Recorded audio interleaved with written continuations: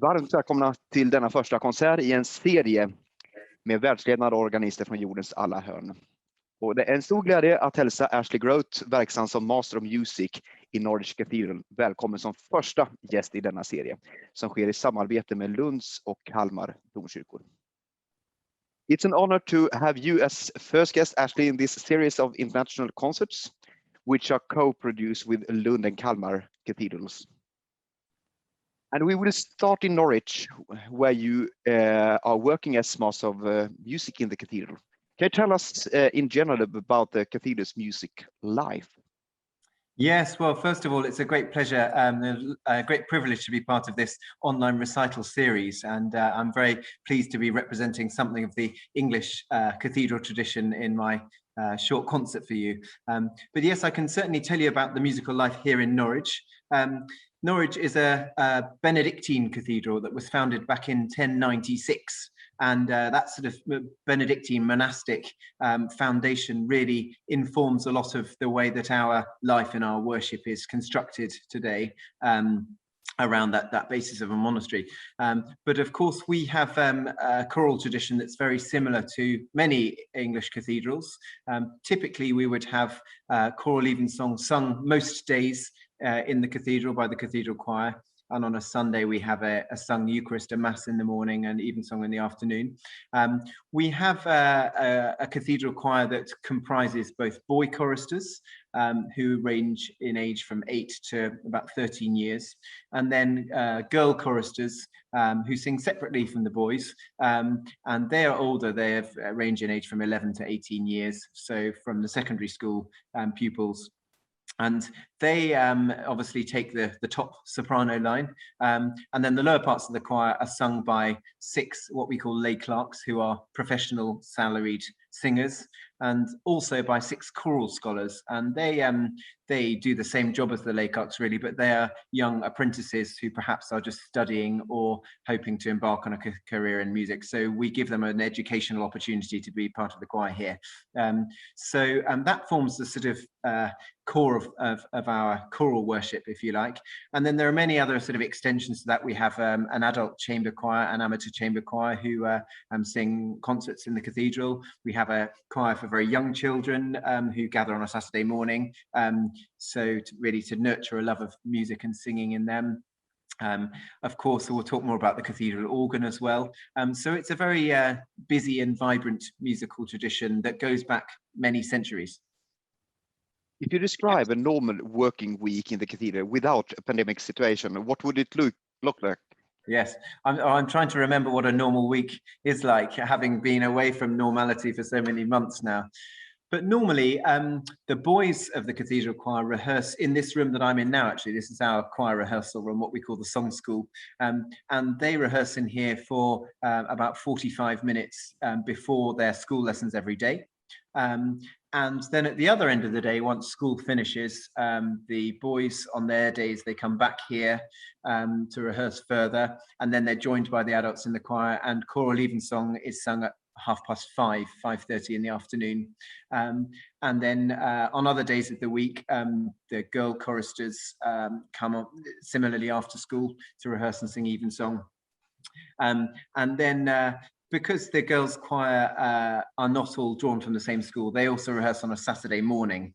And then on a Sunday, we meet to rehearse ready for our sung Eucharist at 10:30. So we have a sung Mass with the full choir at 10:30 on a Sunday morning, and then choral evensong is sung a little bit earlier on a Sunday at 3:30.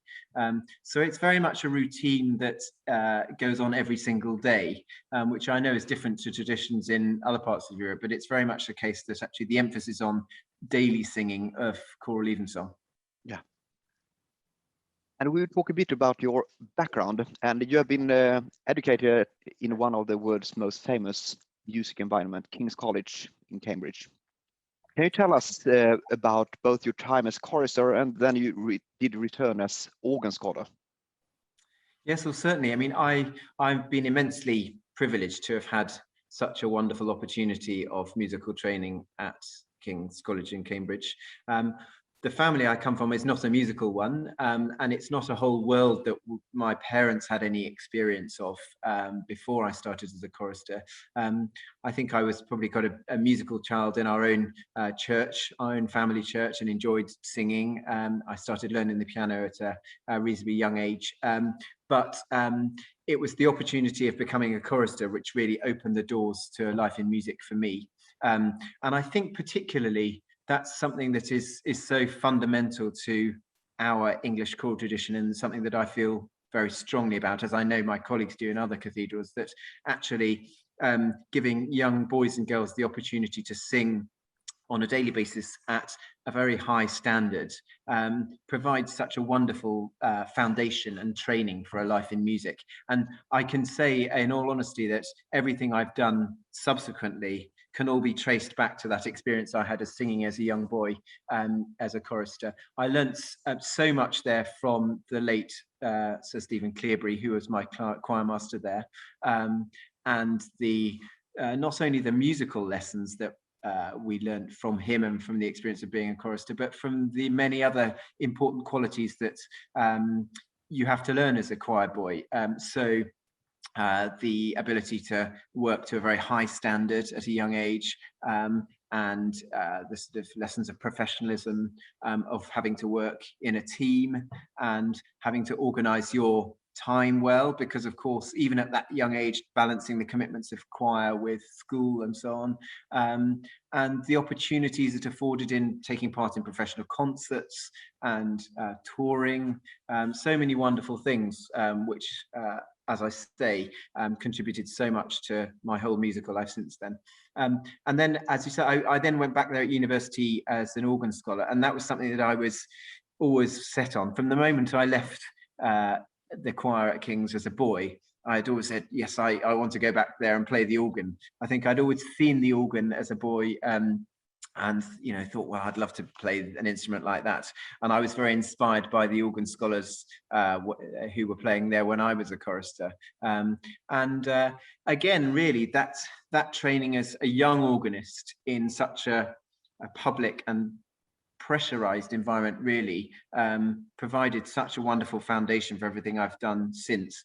The need to prepare really well so that you feel confident performing at a very high standard, even under the pressure of having large congregations and broadcasting and recording and so on. And also watching Stephen Cleobury working with the choir and learning so many lessons from effectively being his assistant at a very young age taught me so much. And so yes, everything I've done since has really been drawn from that experience.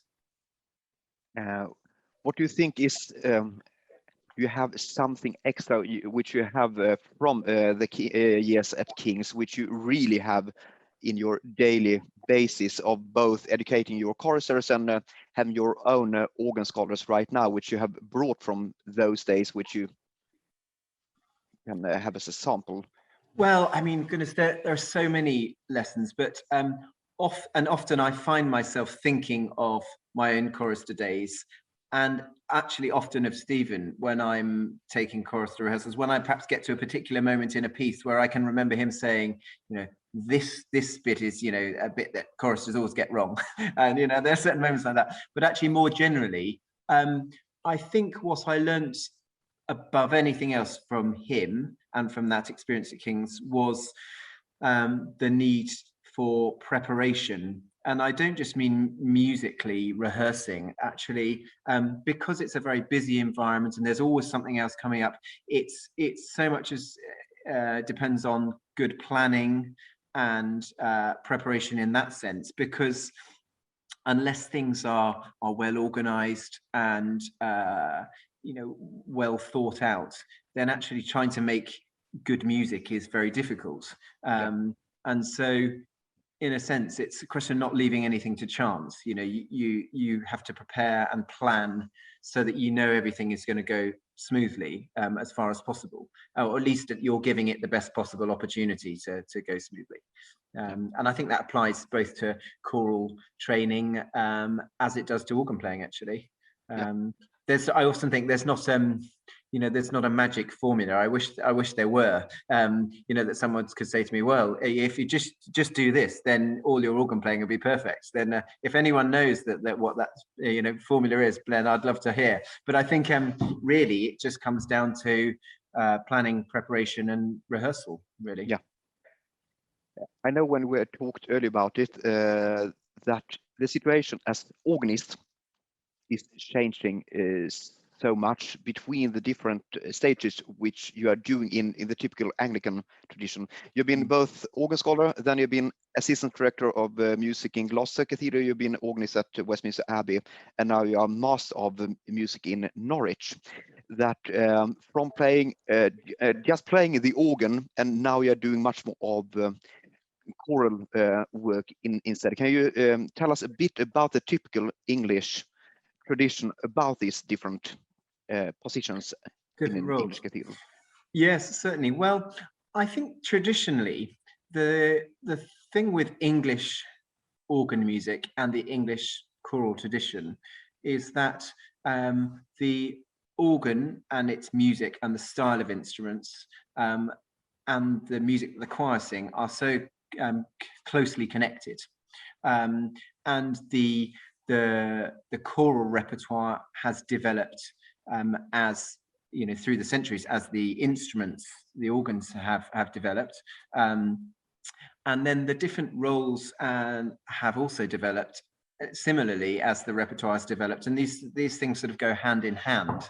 And so, of course, going back a number of decades now, certainly going back a century, it would typically have been the case that the cathedral organist would have rehearsed the choir, but then themselves gone to play the organ and to play an accompaniment whilst the choir sang really without any direction, or perhaps with a lay clerk or a lay vicar just beating time or indicating the start of a piece or whatever.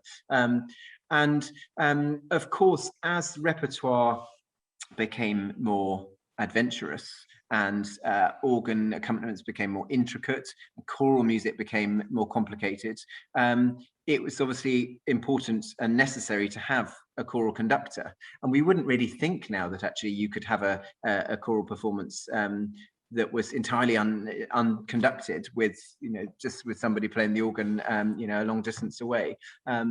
So those two things, the repertoire and the roles in the English choral tradition, have developed alongside each other. Now, of course, it's the case that the director of music is training the choir and then principally conducting the choir in services in choral evensong, and then has either a separate organist or an assistant who will spend most of his or her time playing the organ. Having said that, even that model is starting to change in a number of English cathedrals, where perhaps there's an organist who has nothing to do with the choir in terms of training, or indeed a director of music who is not themselves an organist. Having said that, that can be a very successful model. But having said that, because the organ music and the choral repertoire and the whole tradition are so closely aligned together, I think it is really important that whoever is directing the choir has a real understanding of that tradition, and also of how the organ and the choir relate to each other. Yes, an understanding of the tradition is very important. But as you say, the slight anomaly is that in my case, I went from being an assistant organist at Westminster Abbey and then assistant director of music in Gloucester Cathedral, where I was principally playing the organ. In Gloucester, I started to do more choir training. And now I'm in the situation where I very, very rarely accompany the choir, almost never, and spend most of my time directing the choir, and my organ playing tends to be more in recitals and concerts. So it doesn't necessarily follow, of course, that a really expert organist or accompanist translates into a really excellent conductor, and they don't necessarily have the same skills. But at the same time, I think being a conductor in a cathedral choir or church choir it's not necessarily the same as being a conductor of a concert choir, because actually what you need is somebody who has a real understanding of the context of the liturgy and the tradition, the choral tradition within the church, and who can be sensitive to that, and understand that it's not just a great big concert performance. I don't know if that answers your question. Definitely. And it brings us into the next question, which really links the organ to the choir, to say, in the Anglican tradition. And English organ music is not so well known here in Sweden, but interest has really increased for both choir and organ music from the Anglican literature in recent years. And the Swedish audience much better knows other countries' organ traditions, such as France and Germany. But how would you describe the Anglican organ tradition and what characterizes it? Well, I think like many different genres of organ music, obviously the English organ tradition has developed in tandem with the customs and the development of English organ building. And just as, obviously the French Romantic organ tradition is so bound up with the great instruments of Cavaillé-Coll and so on. Similarly, although there's not one, standout English organ builder in the same way as is the case with France, there is definitely that you can trace the development of the music alongside the development of the instruments, of course. And particularly, I think that became the case, from the sort of Victorian time onwards.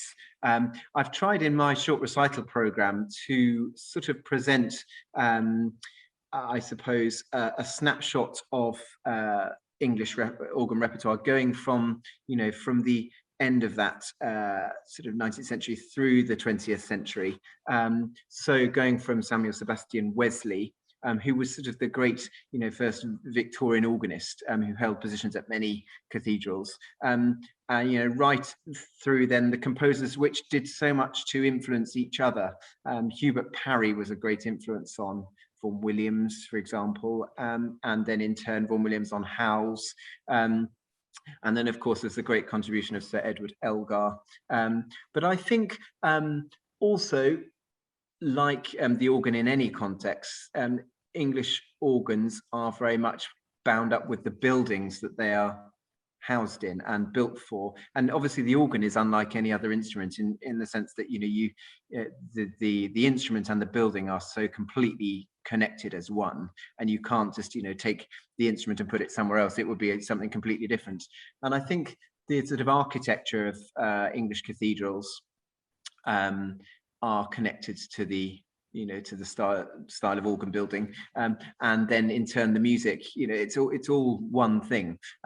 So I think particularly when you get to the late 1800s, and the sort of that's when the English choral tradition really sort of started to come to the fore in the form that we know it now. And the organ music similarly, it draws on the very sonorous nature of the English organs that were emerging at that time, the Romantic English organ, with their very sonorous diapason tones and of their very orchestral palette, I think, which perhaps really marks them out as being different at that stage to the organs of France and Germany particularly. The idea that actually the organ could encompass a snapshot of the color that a symphony orchestra would create, with its its very instrumental sounding stops, and because also the English organs in cathedrals were very much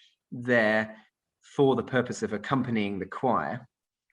A lot of the sounds that are heard in the English solo organ Romantic repertoire are the kinds of sounds that one expects to hear in the accompaniments for a lot of the big English Romantic choral music. So the choral music of Parry, Vaughan Williams, Howells, Elgar, and as I say before that, just preceding that, Samuel Sebastian Wesley, is very much, it's all the same sound world, of course, as the solo organ music. And I think it's this sort of sonorous orchestral nature of the whole thing, which makes it so distinctive, and I think very appealing I was just reading about some of these pieces that I'm playing tomorrow, and I came across a quote from Herbert Howells, and he says actually that he composed out of sheer love of trying to make nice sounds. And actually that really does speak to the whole English romantic organ and choral tradition. It does have a wonderful warmth and colour about it that is very much in harmony with the architecture of the buildings that it was designed for. And you're facing a major investment in Norwich to secure both the finances for the future of the choirs and a major renovation of your cathedral organ. Mm. And here the bonds are connected between both Västerås and Lunds cathedrals and your cathedral, as the English organ factory Harrison and Harrison are intended for the work. What will happen in Norwich in a few years? Well, I mean, I'm very pleased to say that actually the work is already beginning in its design phase, which is very exciting. It's a project that's been talked about for many decades, actually. So the organ in the cathedral here is one of the largest of any English cathedral. It's a 105 stop organ that was built originally by the Norwich-based firm of Hill, Norman and Beard. It was last rebuilt substantially in 1942, remarkably during the middle of the Second World War, because there was a fire to the previous organ in 1938, which destroyed a lot of it. So the organ is just over 75 years old, and it was so well constructed to start with that there's been very little work done on it at all for 75 years or more. So it is something that is overdue. It's getting to the stage where there are a number of mechanical faults that become regular occurrences. And the other crucial thing is that at the time the organ was designed, it was designed very much to speak into the nave of the cathedral, which is a very big open space. Now we're in the situation where the choir sings choral evensong on the other side of the organ screen on which the instrument sits. And also we have many occasions throughout the year where the whole cathedral is full of people, and we need the organ to be able to speak well to the east side as well as to the west side. So a lot of the work that Harrison and Harrison are going to be doing, as well as, of course, they're going to take the whole instrument away and it'll be made good and made new. But the scheme of it has been designed in such a way that the instrument will speak much more evenly throughout both parts of the building. So that will involve quite a major change in the way the organ is laid out internally. So there's going to be a new great organ on the screen, whereas previously the main great organ has been up in the Triforium gallery. They're going to be shutters so that the swell and the solo organs can speak both to the east and to the west. And I think the essence of the project really is to retain the voice, if you like, of the current instrument with all of its qualities, because it speaks again with such warmth and colour as these instruments we've just been talking about into the building. But at the same time, it has things which are not really satisfactory for our use today. So what we're really striving to do is to keep the character of the organ as it is now, but enable it to do its job better for our purposes. But it's a very exciting project, and we've been very fortunate to raise the finances over about a 3-year period. The hope, if all goes to plan, is that Harrison and Harrison will remove the current instrument in the latter part of 2023, September 2023, if all goes to schedule. And then we hope that we will have, no, sorry, I've jumped a year, September 2022, in the hope that we'll have the restored organ back for Advent in 2023. So it's all going to happen in the next couple of years. Marvelous. We really look forward to hearing about the project. Many thanks, Ashley, for this interview. And we really look forward for your concert now, where you are going to presenting your music, which you're playing in between the pieces. So after this interview, we warmly welcome you to both Lund, Kalmar and Västerås cathedrals to give concerts when the world opens again. So many thanks for now, and see you in future in Sweden. Thank you. Well, thank you very much for the opportunity to play, and I hope you enjoy the concert.